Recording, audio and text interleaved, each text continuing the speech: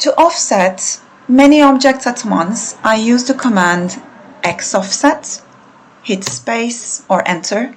I specify the distance as 2 meters because that's what I need, space or enter. I'm selecting all of the objects. And you can see this one right here looks a bit of a different color, and it's a bit thicker as well. So this means it's this one's turn to be offsetted, I guess. So I'm going to click on the outer side for that one. So it's this one's turn, you can see. I'm going to click on the inner side for this one. So it's this one's turn now. So for this one, I want more than one offsets on the outer side. So I'm going to leave the cursor on the outer side, press Shift, and click, click, click, click away.